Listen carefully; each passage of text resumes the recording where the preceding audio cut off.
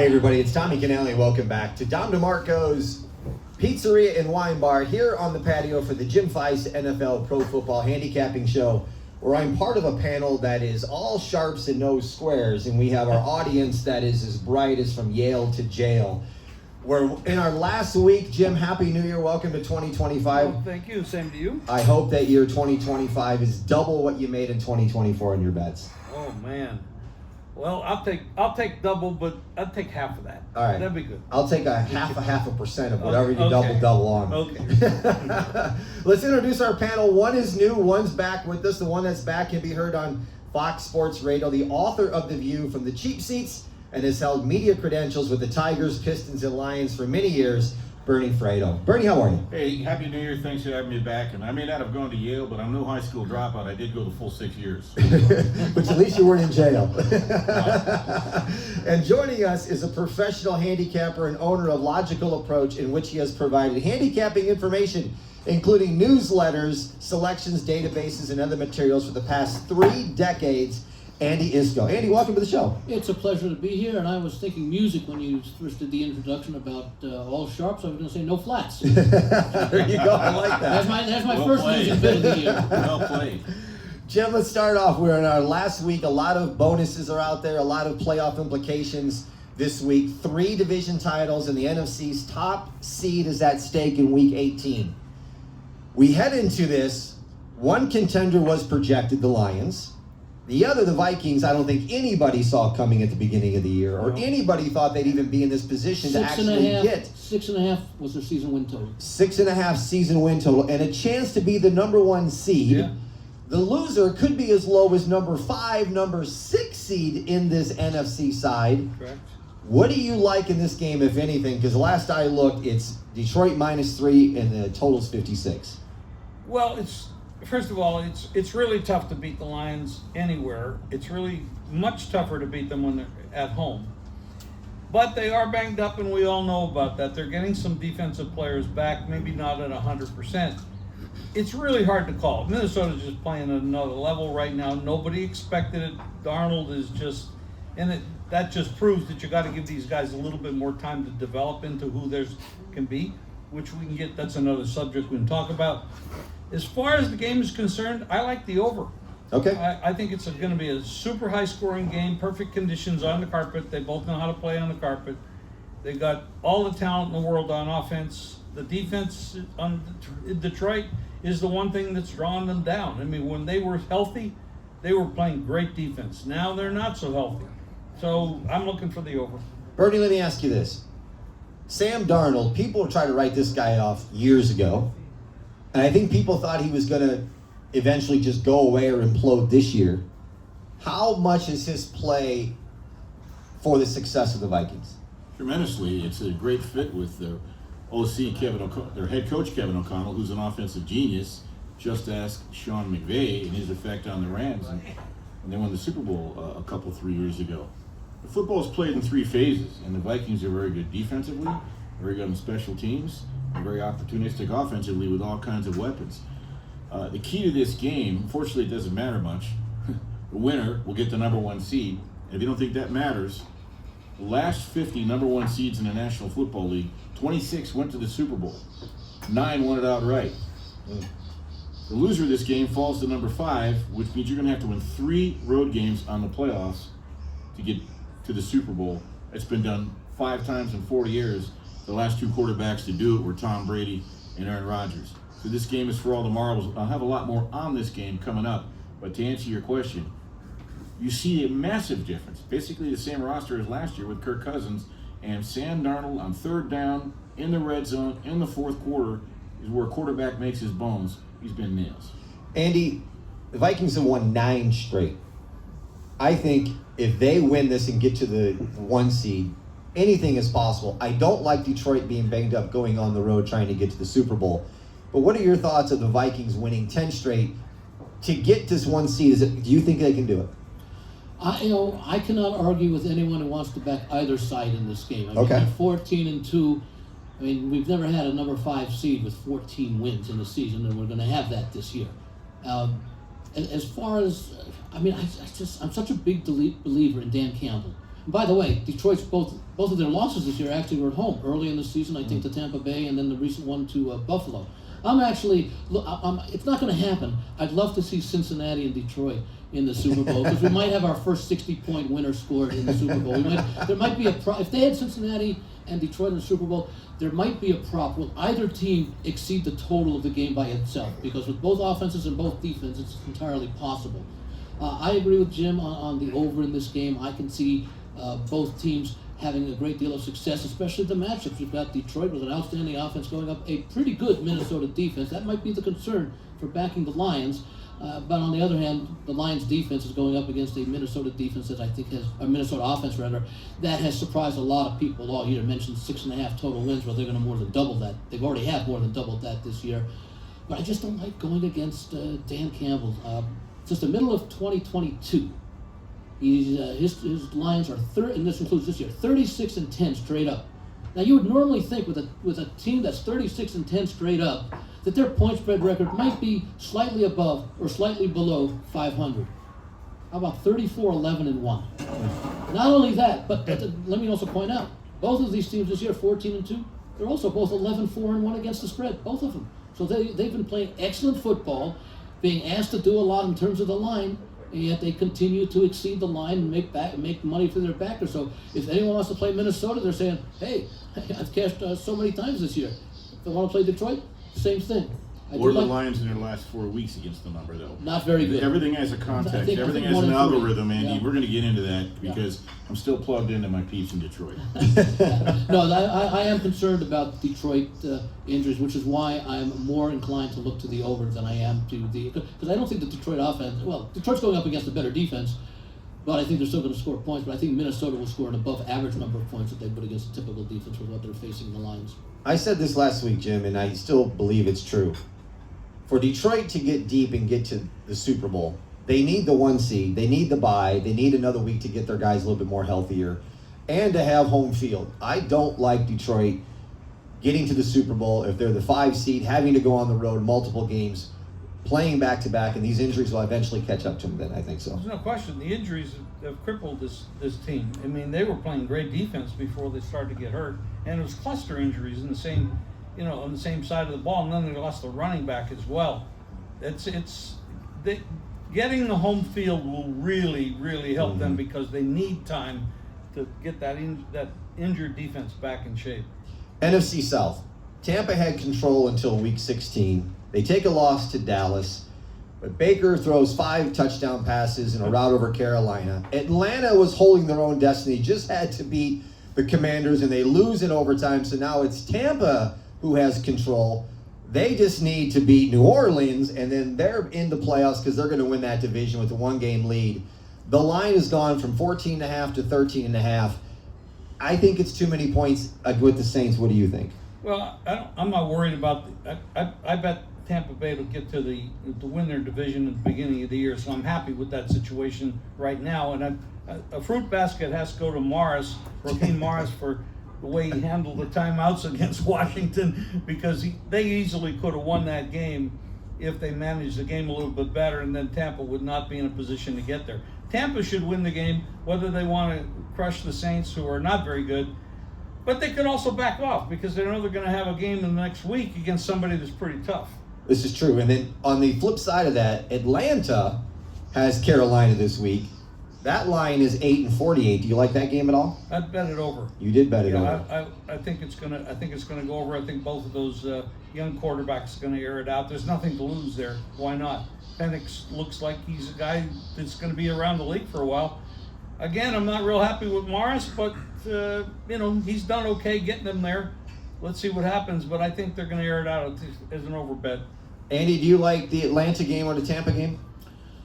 I could certainly see in the Tampa game the under. I just don't see New Orleans being able to score a lot of points. Go back the last 4 or 5 weeks, I think what they scored, maybe they scored 19 in one game, and that was been their high for the last month and a half. And again, Tampa Bay, knowing they're going to have to play next week, maybe they do let up a little bit if they're up, say, 21-6 or something like that. What is the total on it, Andy? It's 43.5. 43, Yeah, okay. Yeah, so I can see that normally, and again, and you bring up a good point about, and Jim brought it up, a lot of these teams may get out to nice leads and realizing they have to play next week, save themselves. We'll see what happens with teams like, well, it'll be Kansas City. Well, and it can't be in the NFC because we don't know the number one seed. So Kansas City, let's see what approach they take this week, especially because they played earlier last week. So they would end up, if they rest everybody or most people this week, they will have had, depending upon when their divisional game would be, they could have had 2.5 weeks of inactivity rather than just 2. Yep. I'm going to go into the AFC North with you, Bernie. The Baltimore Ravens have a 1-game lead over Pittsburgh. They control their own destiny heading into the season finale with Cleveland. A team that upset them back on October 27th. An inter-conference game, a rival game. The line has gone from 17 to 19. Is there any possible way the Cleveland Browns could pull some kind of miracle upset and knock them off? Well, Bob Uecker wants you to home run off Sandy Koufax. It's not a 0. No, Baltimore's locked in. It's, of course, that precarious January month, but they'll wait till they're on the road in the playoffs somewhere to screw this up. There's so many better games on the board to bet. Complete waste of time to even watch this game. Cleveland could hang that number. They got, they give scholarship to their guys too. I just want to say I want to digress for just 1 second. Remember, Tampa Bay next week is either going to have Detroit or Minnesota. Yep. Okay. And Liam Cohen already beat Detroit in Detroit, so I wouldn't bet that game either. The Saints have a quarterback. There used to be a quarterback called the Snake. Remember that guy? Stabler. Kenny Stabler. Yeah. Oh, that Snake. Kenny Stabler. New Orleans has a quarterback with the name of a snake, but his nickname's not Snake because he sucks. So don't bet that game. Will you bet this game? Rattlesnake comes close.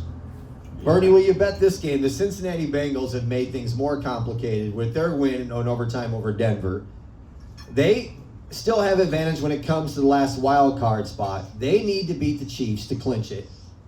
Given that Kansas City's already earned the top seed, it's been reported that Andy Reid's going to rest his starters. The line's up to 10.5 and 40. Do you like this game? Actually, the send-off line was 10.5, and I grabbed it before they changed their mind. Did you? Oh my God! Give me Andy Reid and 10.5 points. I don't care if they're starting Pee Wee Herman at quarterback. Carson Wentz, he can play a little bit. Okay, the 1 game affair, he's going to want to play. The Chiefs have, Crackman and I were talking about this last week. The Chiefs have a 53-man roster of a bunch of talented guys. They're going to be guys getting reps, especially on defense. They're going to play. They're going to play hard. They're not going to hang that number. I think there's a chance they could win outright. I'm not predicting that. But yeah, that's my favorite game on the board this week. Chiefs plus 10.5. What about you, Jim? I think taking the dog there is all the value. It's just too big of a number. And over history says when they have these teams that sit players and they backups, point spread wise they are positive. So it's not straight up. I'm not talking about straight up. I'm talking about point spread wise. Yeah, I would take the points. I don't think they're going to win. I think Denver will win the game, but I don't think they're going to cover the spread. What do you like any side in the Cincinnati at Pittsburgh game that's now at 1.5? This is a great talking point game. First of all, Burrow was unhappy with the management not signing Higgins, losing Mixon, not with the Chase issue, the offensive line issue. He's not happy. He's said it. You can go anywhere. You can lose. You can get hurt. But we need the management to step up and support the team. I'm not going to use the word cheap because, Go ahead. But the word cheap, the Cincinnati Bengals are a frugal, that's a great word, frugal organization. They really don't support the team the way a lot of other teams do. Their defense is terrible. We know that it's a high school defense. And they're going to give up points. Now, the question is, Pittsburgh already being in the playoffs, are they going to just go out there, go through the motions, go to the playoffs, end up probably in Baltimore if they lose the game? I don't think they want to go to Baltimore. I wouldn't want to go to Baltimore if I had a choice of winning the game. They've already lost 3 in a row, and they look like crap. So Tomlin's all over them, and the players are all over themselves because they're a prideful group. That organization's always been a prideful group. I think they're going to come to play, but the odds makers are not looking at it that way. They're saying, oh, Cincinnati needs the game, Pittsburgh's already in, therefore we're going to make Cincinnati the favorite. If I'm Pittsburgh, I'm coming to play. I'm going to play hard. I'm going to try to get back on track, and I'm going to go to Houston the following week rather than Baltimore. Right. And that's how I would look at it as a team, collectively and individually. Andy, we talked about this before the show started, so let me Excuse go me, to by the way, let me just add one thing that Jim brought it up. Denver. There were two kinds of must-win games. Must-win games and must-win games. By that I mean Denver must win to make the playoffs. Pittsburgh is already in the playoffs. Their season's going to continue. They, quote, must win if they want to improve their position. But that's not a must-win. To me, the definition of a must-win game is if you lose, there are consequences. The consequences basically being your season's over. You've been eliminated. Andy, for this Pittsburgh-Cincinnati game, we talked about players playing for bonuses right now in the last week, and we talked about some other teams.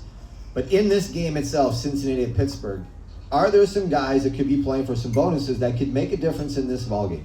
That's something that I've not looked at yet. I usually do that late in the week, on the final week, because I'm so busy trying to sort through the scenarios and trying to get an idea of what the teams are going to do as far as people are playing. But I know, Jim, you mentioned a couple of ones earlier for some of the other teams that may not necessarily be in playoff contention, but they certainly have some big paychecks awaiting them if they reach certain levels. From what I understand, Evans for Tampa Bay, if he gets a certain number of yards, he gets a $3 million bonus.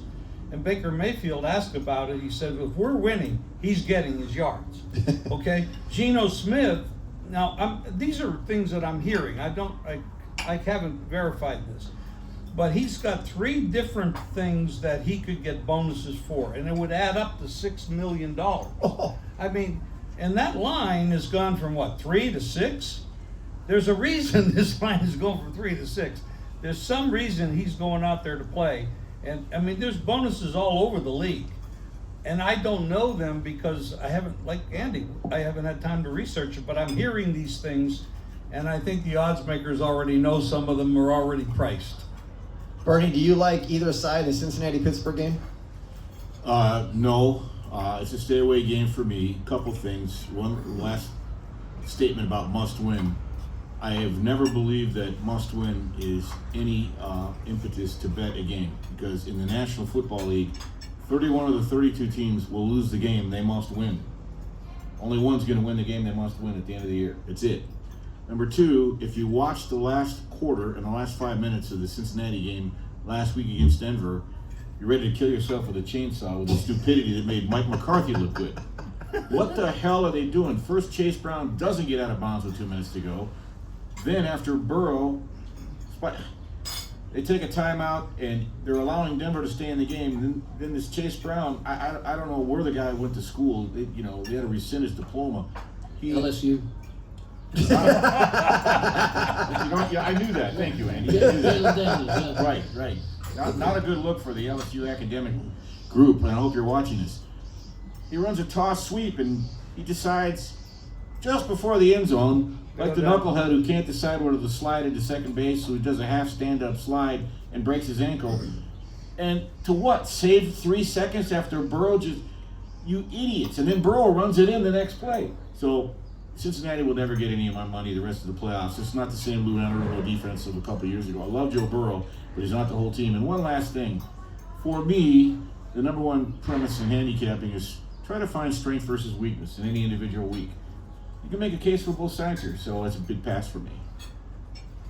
Any questions out there? Where we've gone through a few games already. Yes? 2 questions. Go ahead, so, Chris. With Dan Campbell's decision making, is that going to his aggressive decision making? Is that going to play a role in how you see the playoffs shaking out for the Lions? Second question: Rams being healthy, how do you see them in the playoffs? I don't think the Rams are a very good team. I agree. I first of all, let's look at Stafford. He's been around about 16 years, which makes him about 38. Yeah, 38. Something like that. You're just a year older than him. Quiet. Be nice. It's did. a new year. You can't be as mean as you were last No, year. it's only 1 year. That's the offense just hasn't clicked. They didn't look good against the Giants. They didn't look good against Arizona. They lost to Miami at home. They lost to Philly at home. I mean, obviously, those 2 teams are not terrible, but they just haven't looked good. Their defense is looking a little bit better. I'm not a big fan of the Rams, the way they're playing at this Look point. at Stafford's numbers in the red zone the last 7 weeks. Hideous. What about his question with Detroit? Well, Dan Campbell's aggressiveness. Well, Well- it's 50-50. I mean, when He's not going to change now. you know, No. he is who he is. That's why they've been winning the last couple of years. The players love him. Could be I mean, why that- they lost last year, though. Yeah, he now cost he's- Probably was. He And he does was in a, that. he was in a therein similar lies spot the last week. conundrum. Yeah, go ahead. I cut you off. Go ahead, buddy. He does. He wins you. That's how he got there, Right. and then how he lost. And that's why his players love him, by the way. He doesn't get there if he doesn't play like that. And I then, got my phone blew up Monday. For those of you who don't know, I covered the Lions for 14 years, Detroit, pre and post, 1998 to 2008. I'm still very much plugged in, still got a credential. So I talked to the great Chuck Edel. He goes, "Is Dan Campbell going to do this?" I go, "Yeah." You guys, if you're asking the question, you don't know Dan Campbell, and I didn't say to Chuck that, but so Chuck talked to a good buddy of mine. He said, "Look, we are not going into that game giving anybody the impression we're playing scared, we're worried, we're playing out to lose, or we're all of a sudden going to be cautious because someone might get hurt. No, that is not our DNA. That'll never be in our DNA." And then privately, I'm told that he was channeling the 2007 New York Giants, who could not improve their wild card position. However, they wanted to knock off the New England Patriots. They voted to a man. We playing to arrested. That game, the Giants were catching 7.5 at home, and they easily could have beaten them. They didn't. To a man, they said that energized us, that revitalized us. We mowed through the playoffs, the wild card. Lo and behold, played the New England Patriots in Super Bowl 42 and beat them. Campbell wants that mentality. Problem is they are so banged up on defense, and I have to get to this point. It's critical. We talked about this after the Thanksgiving game. The second half, I said Caleb didn't figure out how to play quarterback. The pass rush can't get home. It's a domino effect. You lose Aiden Hutchinson, no longer draws that double team. You lose Alex Anzalone. You lose Rodrigo, the floater, 2 defensive backs. You saw a team in San Francisco Sunday night, Monday night, move the ball at will. In the last 5 weeks, did you know the Lions ranked last or second to last in 5 key defensive metrics? Yards per game, yards per play, points per game, first downs, quarterback, opponent, QBR. They're about to go into the Super Bowl tournament having given up 32 points a game in the last 6 weeks. No Super Bowl winner has ever given up, on average, more than 16.7 points a game that got to the Super Bowl game. This is not going the way it should be going. These defensive issues are real. They're real. you just made a great case of why I'm betting the over. Thank you. No argument. Well, listen, both teams are going to score. Yes, they You got are. Yes, perfect they are. conditions. Yes, Yes. Any other questions out there? Do Ray. you feel that since Ohio State is at just plus 130 right now, it would be the proper time to grab them on the futures to win it all, considering the spread facing Texas 6 and then walking into who knows what the championship? Do you think that's a good value? He's asking if Ohio State plus Well, 130 is worth it's a good taking it value to win in the theory, championship. but you're going to still need 2 outcomes, right? Yeah. So I'm almost wondering if you bet a mechanical parlay. I'm not sure what the money line is right now. And then if they get to the final game, just a theory. I don't bet futures much.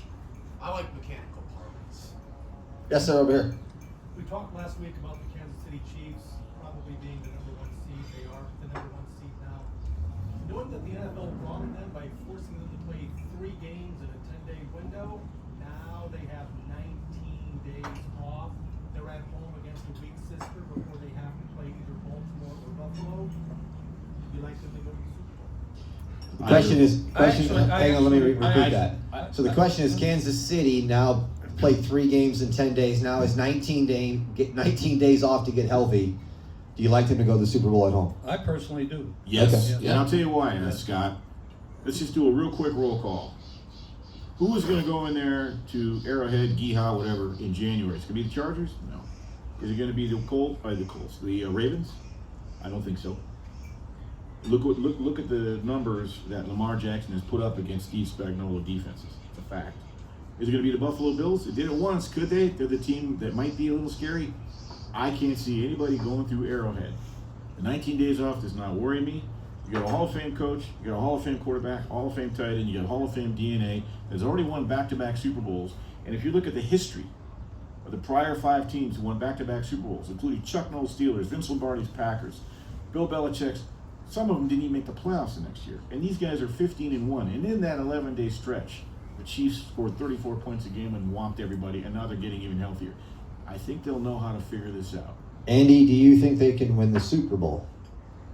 Oh, absolutely. I mean, take a look at what they did last year when they lost to the Raiders on Christmas. Then all of a sudden they picked everything up and they started their role that they started this year, right about the same time. I kind of think Kansas City took you got to realize this team's been in the playoffs 6, 7, 8 years in a row. That's a lot of extra football that they've had to play. Probably the equivalent of a season and a half, or at least more than a season that they've played. So largely a lot of the same key personnel.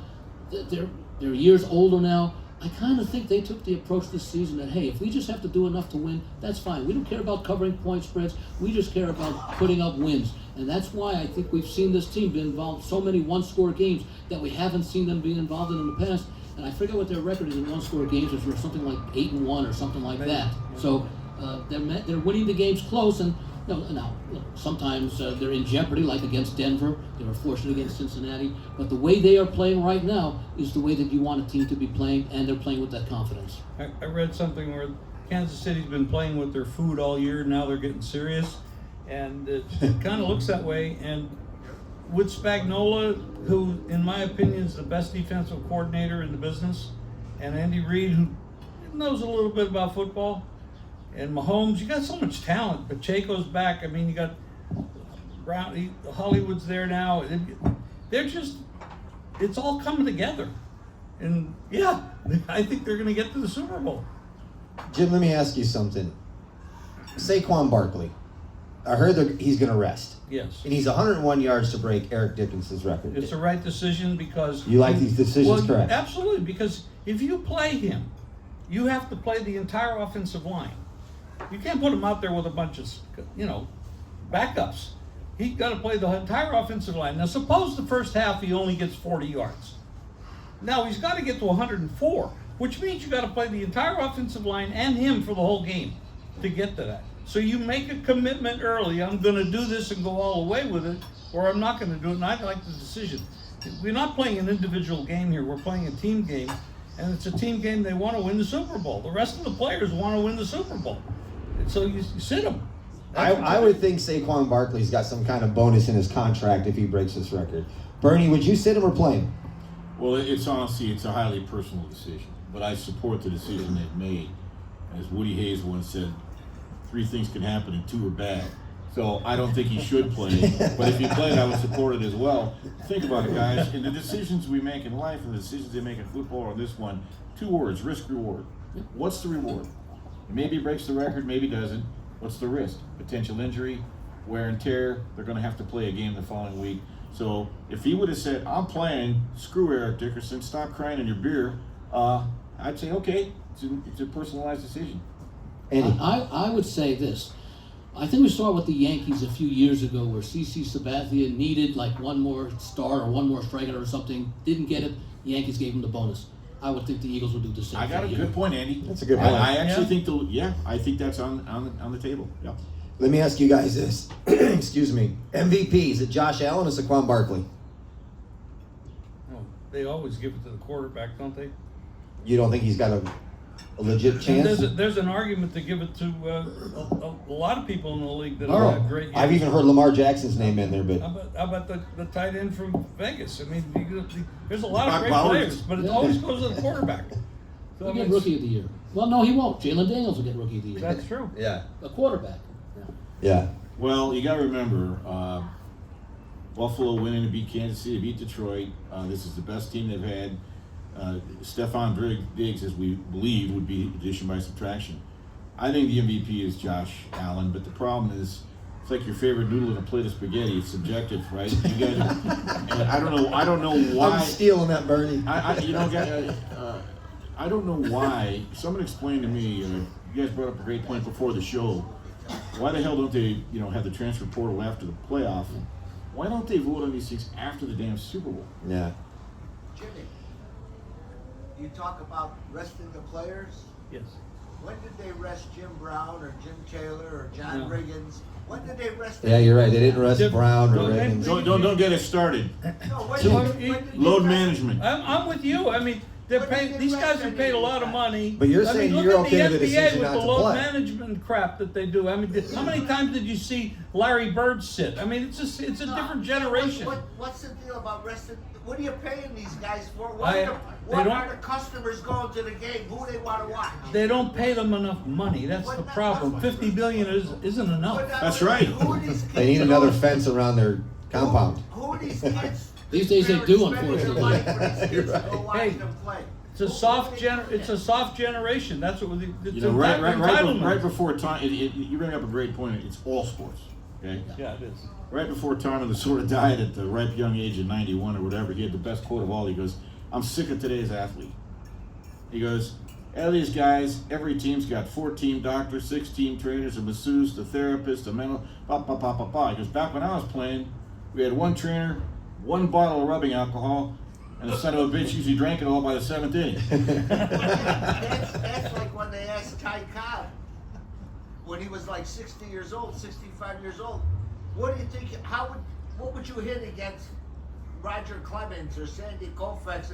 He says probably about 270, 280. He says he said I'm talking now.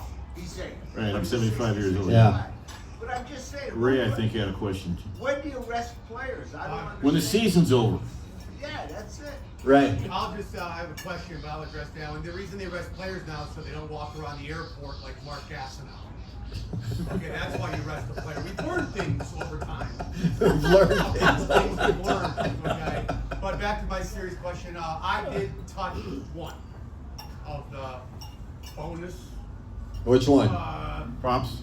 Yeah, Cortland Sutherland over 66 yards, just because I had to. FOMO, whatever, not much, a sprinkle. He needs 58 yards to get the bonus. He's the number 1.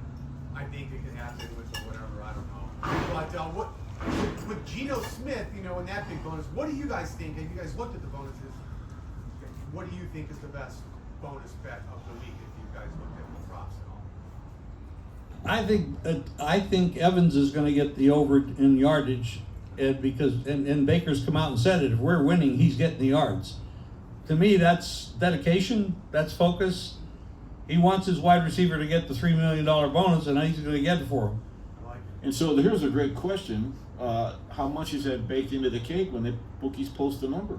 Well, it has to be. There you go. For So sure, it at has to what be. point now do you try to reach around and thread the needle and say, okay, 73 yards, I think you can do it, but if it gets bet up to 81, I don't know.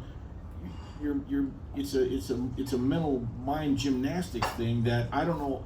It's hard to quantify. I'm the wrong guy to ask. I'm not a prop player. Been betting since 1986, but you find your lane in this business, okay? Go ahead, Scott. I want to expand on what the gentleman said, that we've learned a few things over the years as far as load management, resting players. But if that were true, and I'm not convinced that it is, why doesn't every player, per your point with Gastineau, Brett Favre has gone on record as saying he's suffered thousands of concussions. I'm pretty sure he was having a concussion when he said that ridiculous statement. Thousands of concussions. His words, not mine. Do you feel, I mean, if it was true, why wouldn't all these players wear the Guardian, which I understand is cosmetically unappealing, but if you're really concerned about CTE and concussions, forget load management, play the game, wear the Guardian. What a great question. And someone who covered the NFL still plugged in. Don't tell anybody. NFL players aren't worried about concussions. They're worried about their knee.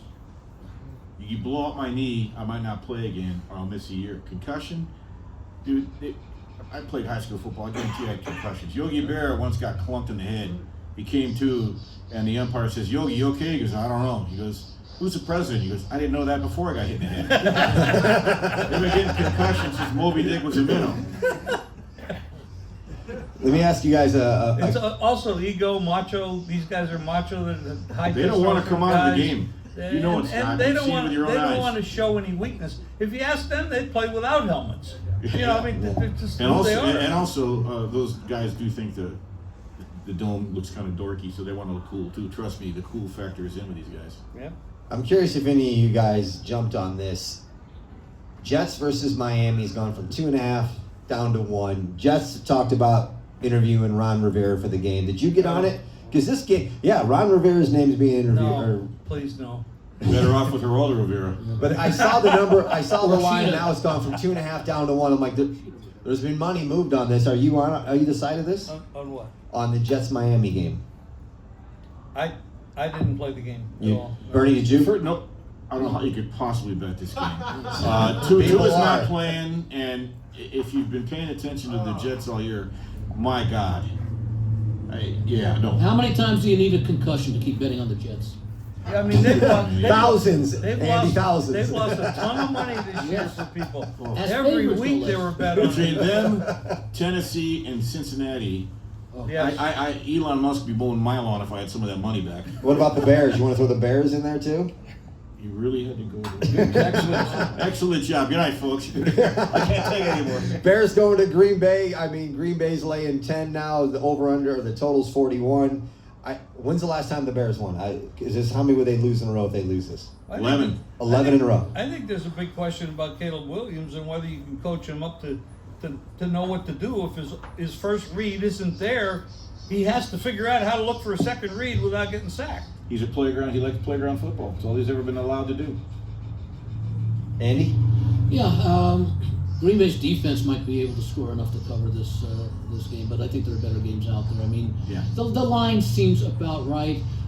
It's hard. I mean, look, you want an example, I guess, and it's different because we were a home team last week. We saw the Giants at least come to play with absolutely nothing to play for, but they were looking to end that 10 or 11 game streak. They were looking to avoid becoming an 0-9 team at home. Now the Bears, of course, are on the road, but you'd have to think they're going to show up to at least want to end that long losing streak. But the question is, can they? I'm not sure they can. You can't practice amateur psychology without a license. You don't know what these teams are thinking. This is the week that's classic situational handicapping. Exactly. You look for who's playing, who's not, who's motivated, who's not, and it's really almost impossible. I like the Chiefs. We should be looking ahead to Wild Card Weekend. Just go back the last 6-7 years and look at how the Dogs have performed on Wild Card Weekend. Am I right, Scott? If you really want to find value, you really want to find opportunity to make a little money, be a little patient, right? If you're hell-bent on betting, fine, but at least some of these games you have to try to read coaches' minds and players' minds and who might do this or that. It's very hard to do. To your point, I was going to just mention, we've been doing this for about 35 minutes or so. I don't recall anyone coming up with a rushing passing statistic or something. I think there may have been one reference. It is all about situation and trying to see. Unfortunately, we're also trying to assume that they are going to appropriately understand the situation to make the proper decision, because some decisions are basically just one-sided. That's not always the case, but I think that this week, it's almost like the first week of the season, where we know as little at that point than we're going to know the rest of the year. That's all compensated for in this week. Jim, what game do you like the most?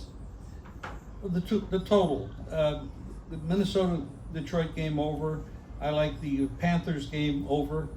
Those two totals are my two favorite plays. Bernie, do you like any game over? Yeah. Oh, total-wise? Yeah. Not yet, but I'll probably ride Jim's coattails on the Lions game because he's been just nails on those. What about lines? Spreads. I did. 6 days ago, I did grab the Vikings plus the 3 on principle. Okay. I don't feel great about it, but I think here's the deal. I think if they play this game 10 times, the Lions probably win 6. That's pretty narrow. Okay. Mm-hmm. I've just given you the statistic on the Lions defense. You guys possibly remember our show after Thanksgiving when I was railing on the Lions defense. I said, guys, the next 4 weeks, this is going to have a genuine cumulative effect, and it has. Okay.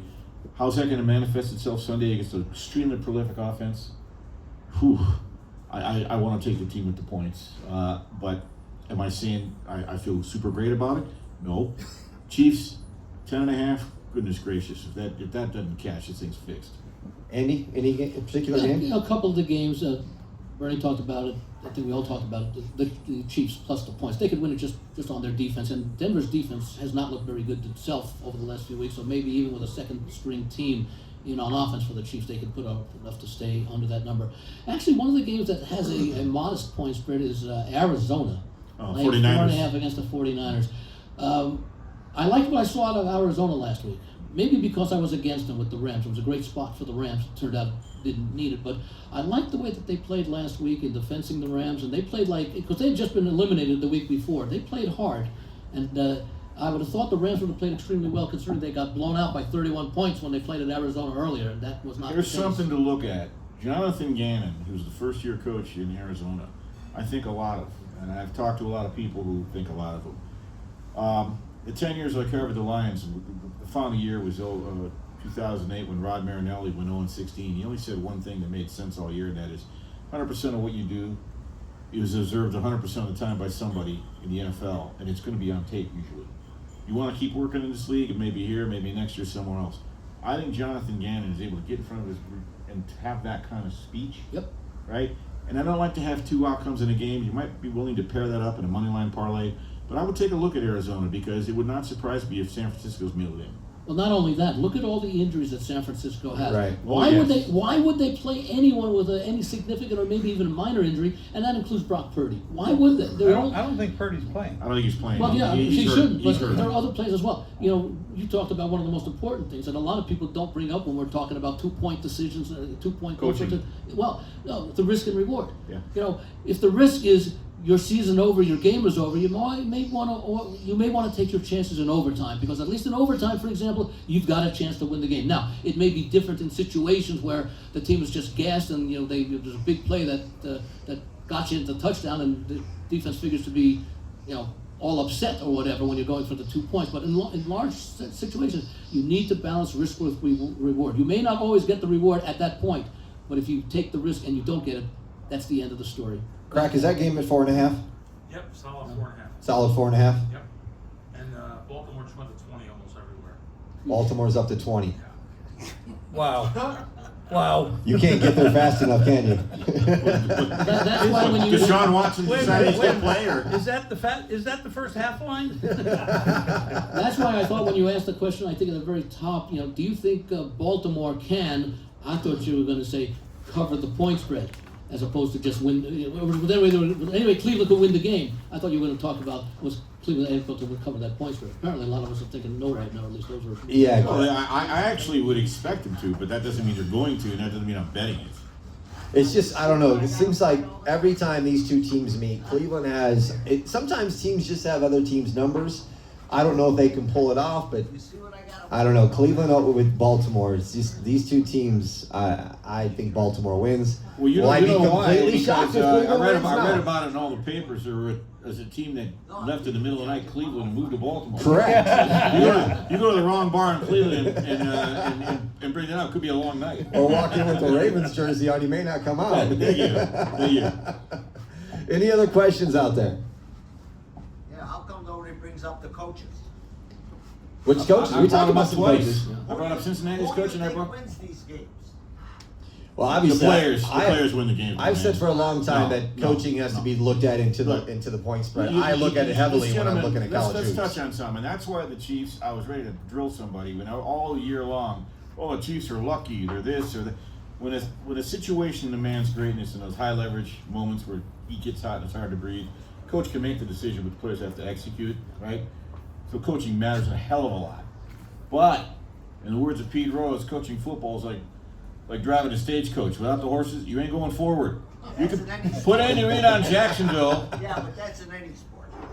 Well, we're just talking football You can say here. that in almost any sport. Well, let me put it to you this way, because I've come up now with the term for True. when a coach makes a dumb, boneheaded decision that everyone knows is the wrong decision. It's now going to be known as an Eberflus. Okay, you keep saying how, Still got the timeout in his pocket. you keep thinking how good a coach Campbell is. Okay. Okay, he is. Why do you think Detroit wasn't in the Super Bowl last year?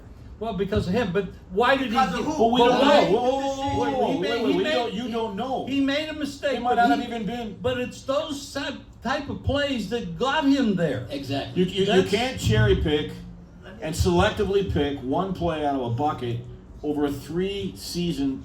Look, dude, I covered that team 10 years. For a guy to come in and do what he's done, he's walking on water. He's the reason they were there. Now, you might not like that one call, okay? But if it had worked, we'd be having a different conversation. So you can't say that that's the only reason. Bernie, here's the thing. He that's his style. He's not going to change. No, he's not changing. You win and lose with that style. Scott. I want to get all four of your predictions. And then I want to get them at your great analysis.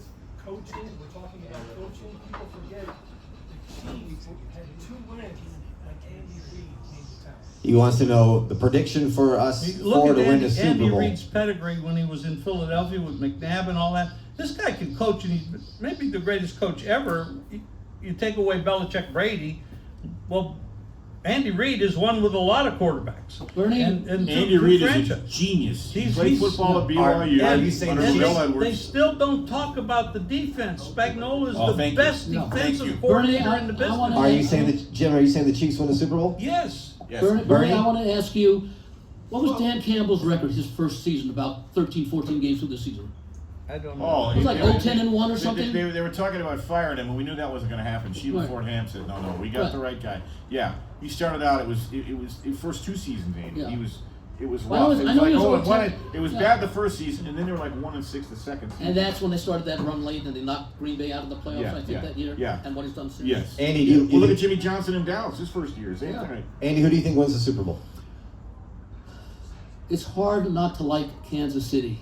I have to say that at the start of the season, I think I may have had Detroit against Buffalo, which is still possible, although I'm a little bit more concerned about Detroit than I am Buffalo, because the AFC is going to be a tough road with the teams like Kansas City and Baltimore. But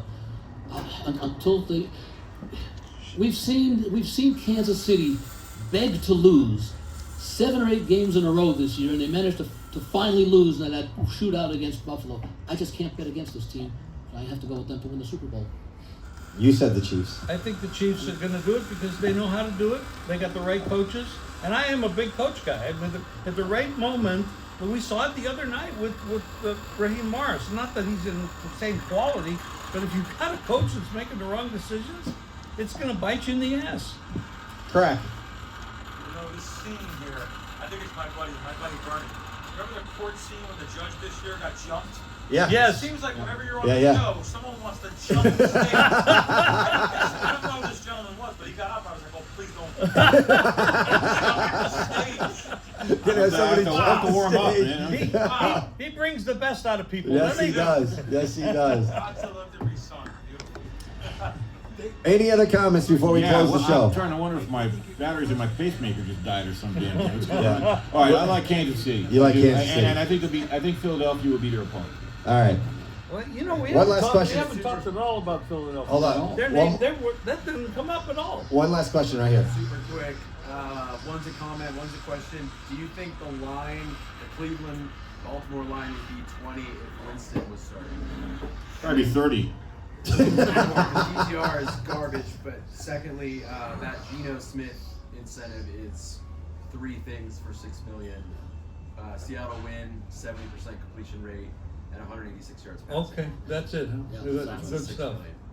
Now, Right. as far It's as $2 million per. if Winston was starting, the over would be almost Guaranteed? nuts because he scores for both teams. Yeah. He's he doesn't care who you are. He throws you the ball. It's Ray, a lot last of question fun. before we close it Not up. a question, but the comment, of course, you know that Geno Smith everywhere is 245. You know, they know too. Vegas knows. I mean, you guys just said that. You just said that. They know too. I mean, they put it at 245. I guess the question is that too big of a price or not? I mean, that's a judgment that you have to make. Yeah. What's that, his completion percentage? 70, yeah. 245? You say there's 3. What were the 3 again? It's 186 yards passing. The completion percentage for the game, which would be totaled over the year, 70% for, and then the win. Okay. And then the one. So it's $2 million per.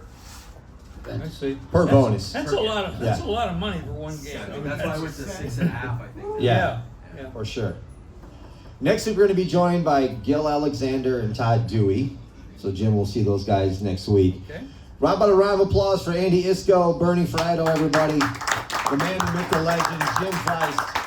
My name's Tommy Canale. I'm the host moderator of the Jim Feist Pro Football Handicapping Show from Dom DeMarco's Pizzeria and Wine Bar, where the good times roll and the wine flows. We'll see you next week. Good luck on your bets, everybody. Until then, we're going to give away some wine. Stay tuned. We'll give away some wine here.